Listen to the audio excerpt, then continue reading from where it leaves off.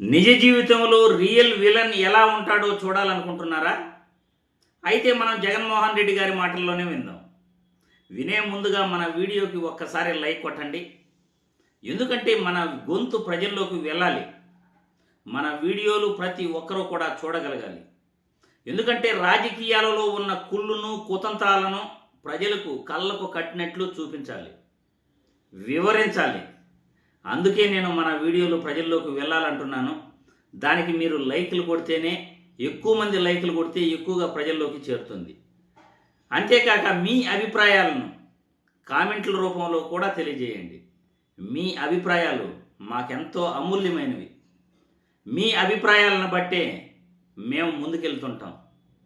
కాబట్టి మీ అభిప్రాయాలను కామెంట్ల రూపంలో తెలియజేయండి. నిజ జీవితంలో రియల్ విలన్ ఎలా ఉంటాడో సోషల్ మీడియాలో వైరల్ అవుతున్న ఈ వీడియో చూసిన తర్వాత మళ్ళీ మనం విశ్లేషణ చేసుకుందాం. ఇది బాగేనండి.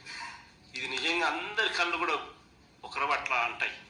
ఆశ్చర్యం కలిగించే విషయం చెప్తా.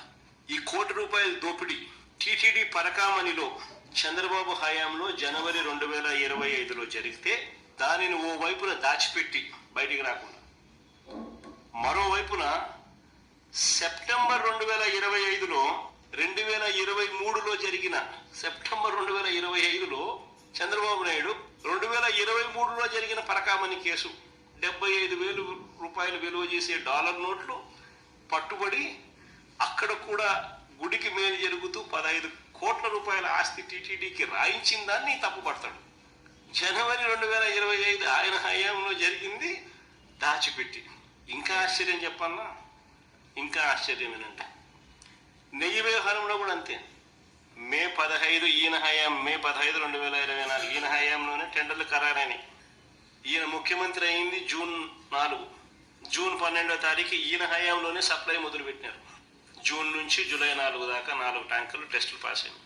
ఈయన హయాంలోనే జూలై 6, జూలై 8 సప్లై చేసిన మరో 4 ట్యాంకర్లు టెస్టులు ఫెయిల్ అయినాయి.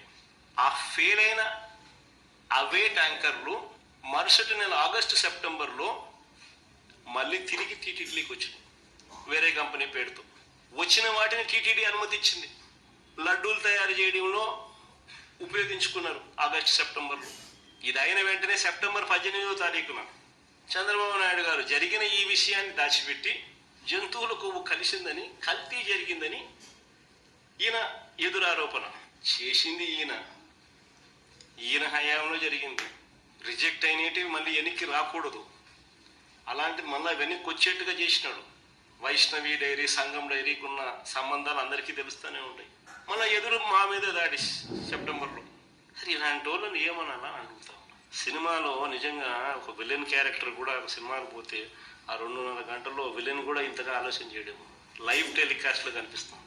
రియాలిటీ షో, స్కీములు లేవు, స్కాములు, మళ్ళీ ఎదురు ఆరోపణలు, మళ్ళీ కుట్రలు. చూశారుగా, జగన్మోహన్ రెడ్డి గారి మాటలు సోషల్ మీడియాలో వైరల్ అవుతున్నాయి. సోషల్ మీడియాలో వైరల్ అవుతున్న ఈ వీడియో మీరు చూసిన తర్వాత నిజ జీవితంలో విలన్ ఎలా ఉంటాడు అంటే చంద్రబాబు గారి రూపంలోనే ఉంటాడని చెప్పచ్చు. ఎందుకంటే ఈయన ప్రభుత్వంలో వచ్చిన 4 నెయ్యి ట్యాంకర్లని ఈయన ప్రభుత్వంలోనే వెనక్కి పంపి మళ్ళీ వాటిని వైష్ణవి డైరీ ద్వారా లోపలికి రప్పించి, తిరుమలకు రప్పించి వాటిని వాడించేసి మళ్ళీ ప్రెస్ మీట్ పెట్టి దాన్ని వైసీపీపై ఆరోపిస్తాడు. టీటీడీ పరకామణి విషయంలో కూడా అంతే. 2023లో జరిగిన దొంగతనాన్ని బయట పెడతాడు.